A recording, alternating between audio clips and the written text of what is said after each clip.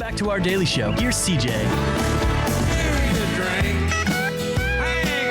Welcome back, 10:43, and I know I'm way the hell late, but that's okay. Good conversations are always worth the wait. Dallas Martz, Kurt Russell in studio. How are we doing today? Absolutely wonderful. How about yourself?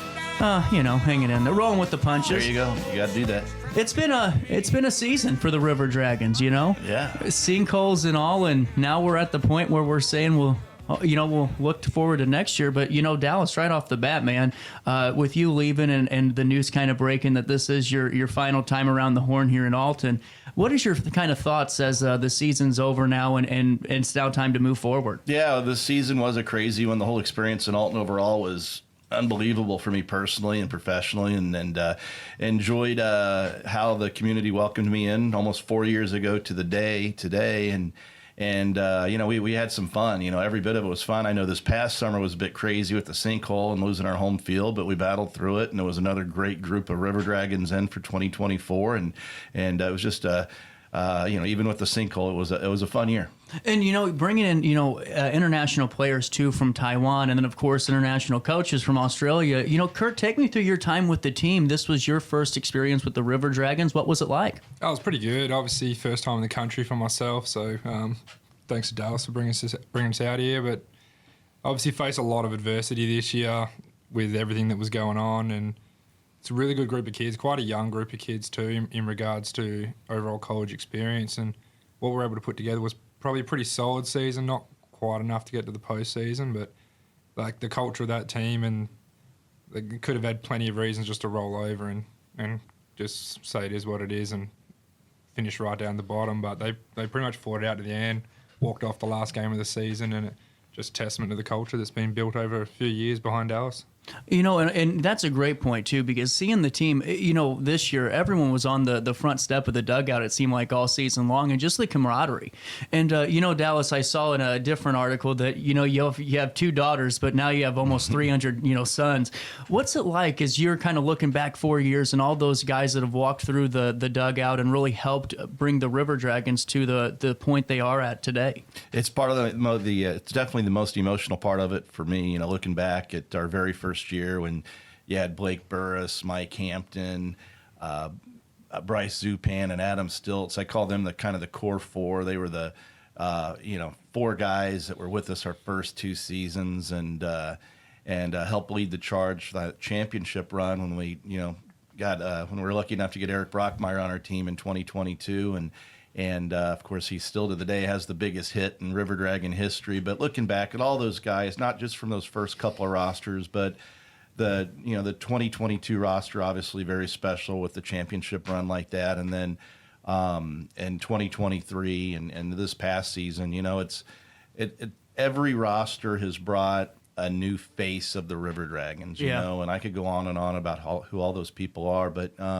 it's just it's been an incredible experience, and I don't plan on just cutting those people out of my life. I follow almost all of them on social media, and like I've told them at the end of every season, I'm always going to be a fan of them and always going to be cheering for them and look forward to seeing what they do with the rest of their lives. A big takeaway too of your time in Alton, ever since with the team, is you became an advocate for the city, and that's something I really wanted to make a point of. Whether you were meeting with potential sponsors or different business partners, the NCBAA, and all the work that you did with the college level of things and with recruiting coaches and different personnel, you really put Alton as this, just from what I saw, this really great place and really sold it. I mean, it is, but you became that person to fight for it. And, was that something you planned on doing, or was that something that just kind of happened organically, part of your routine? Definitely just kind of happened organically.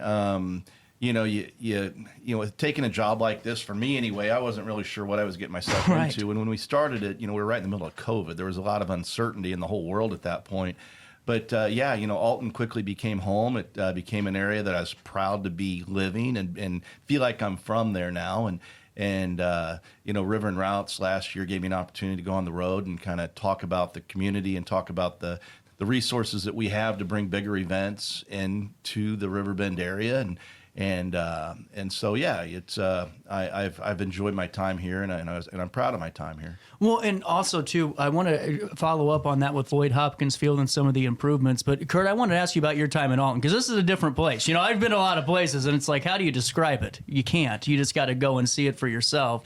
What's your time in Alton been like? Did you enjoy it? What's your favorite stop been? It's different. It's definitely different from anything I'm used to. It's a very different makeup to what we have back home, where like our metro area spans for a few hours, where it's just houses on end. And Oh, wow. yeah, so to come here and have, you know, a small town next to small town next to small town, it's a bit of a different experience. So it's been a bit of a learning curve in that regard, and seeing kind of the place changes between day and night, and it can kind of be two separate towns at some point, depending on where you are and what you're doing. But you know, it's definitely got a lot of history. It's got a lot of culture. The people, man, the people here are so welcoming. Like, it didn't matter where I go, where Dallas took me, where he pulled me along. Like, every time I rocked up, there was someone there welcoming, happy to tell me all about the town, the history, what's going on, and get to understand me and my background. And it's pretty welcoming to come to a place and kind of feel like I've been here 3 months, and it feels like I've kind of been here a lot longer with the way everyone's greeted me and welcomed me in. Oh, 100%. And now, did you have a favorite stop along the way? Was there one that you always had to keep going back to, restaurant-wise, or, you know, any spot around the river bend-wise? Oh, I'll probably spend a bit of time at Cat Daddy's. Good answer. That's a great answer. You're rubbing off on him well, Dallas. Yeah. And Dallas, getting back to this part of the conversation with Lloyd Hopkins Field, one of the most cherished baseball facilities, not only in Alton, but in the Metro East, really. And when the River Dragons came in, seeing some of the improvements that were made, you know, that's a really big to me, is the most important thing, because high schools play out there, club teams play out there. You know, it's special to you to be able to develop a place that did have that legacy already attached to it, but also to truly enhance it for not just your team, but also the youth in the area too. Yeah, you know, I've told this story many times. When I first moved here, of course, I was learning the history of that field. Right. I didn't know very much about it at the time, but I moved here in September, and I know it was the week of Thanksgiving. I drive out to the field to do something, and there's a gentleman standing on home plate out there. Well, I had no idea who it was. I was still new in town, and I just went out and started a conversation with him. And come to find out, he's from Alton. He grew up in Alton. He played baseball here in Alton growing up, and he lives out on the West Coast now, and he comes back for Thanksgiving to see family. And he told me that every time he comes back, he goes out there and stands on that field because he grew up playing there. He has many memories of playing out there. And I knew from that story from him and other people's stories that I was hearing along the way, I knew there was a lot of history there was a lot of memories on that field.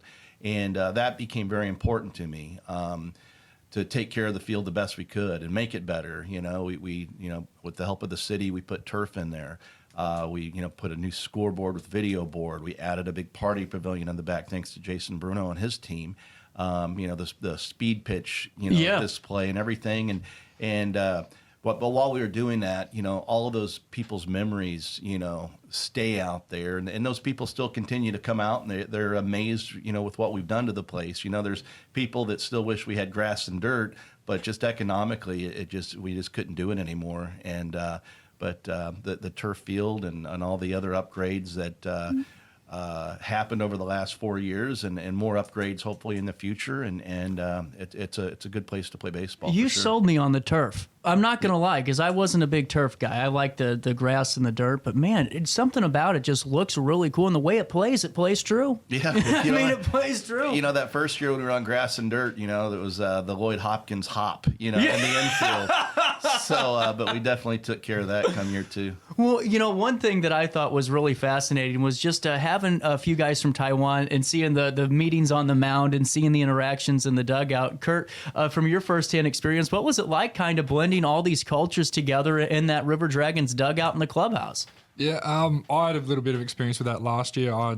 My Spanish is terrible, and we had a few non-speaking Dominics on our team last year, so I've kind of had to get averse to using a translator app to teach hitters. So it wasn't my first rodeo in that regard, and I think we got about halfway through the season, and then we especially with Jackie, we kind of banned the translator app in the dugout and made him learn English. So we'd just sit there and point and lot of hand expressions until he figured out what the hell we were talking about. So he kind of ran with it a little bit. He knows a lot more English than he came here with, but like the boys embraced those too.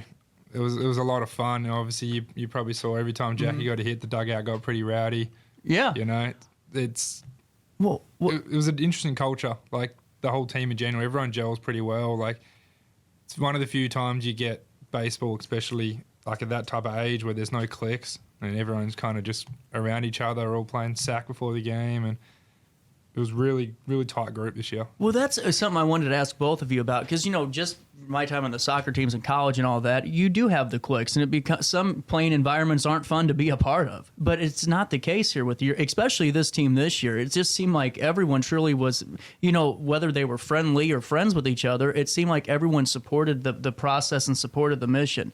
And I'm sure, did that make, whenever you have a team like that, how much further does that propel you guys to achieve more in the season than, I guess, the adverse of that and not having that type of camaraderie and that type of atmosphere? Yeah, like honestly, if you look at what we went through season-wise, how many different home venues we played at, like how much our season got broken up. There was a period where we played 2 games in a week, and we really lost our routine. We lost our rhythm. We lost our ability to take on-field BP basically everywhere we played, and we really got out of rhythm. So if you take in all that adversity and what happened there, if you don't have the culture that we had and the group of boys that were as close as they were, that season ends a lot differently than us being in the playoff race until the last week, essentially. So it does make a massive difference. And, you know, had things been a little bit different, maybe we could have gone on a little bit of a run. You know, you'll never know the answer to that question, but it definitely helps to rock up to an environment where like everyone wants to get to the field every day. Right. You know, it was almost like family in there. And, you know, definitely for me, I think the day after everyone left kind of felt a little bit empty that day, knowing that I can't walk around the corner up to the player apartment and have a chat with the boys. And it was a bit of an empty day that day, that's for sure. Well, and on top of that, too, following up on side of the team's aspect of things, you know, even the host families and the community partners that you have that are around the team all season long. You know, Dallas, have you had any conversations yet with folks reaching out from host families and just volunteers with the group and employees alike that are saying, man, hey, thanks for being a part of this community? What's that been like for you? Yeah, you know, it's been a pretty crazy week. One of the coolest things was after we played our last game in Springfield, you know, handful, about 10 guys show up at Cat Daddy's to say hello and say goodbye and thank you. And that kind of stuff means a lot. I'm probably closer to players than most general managers in our league. And I'm proud of that. You know, it didn't always fit the footprint of people above me in our organization, but I was proud of it.